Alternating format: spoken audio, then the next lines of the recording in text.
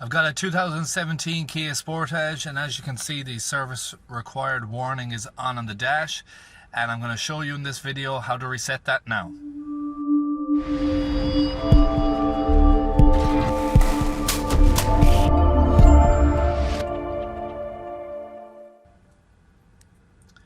Okay, so the first thing you're going to want to do is use this button here on the steering wheel, and to reset that, it is simply come out here, press and hold the OK button, and your service is now reset.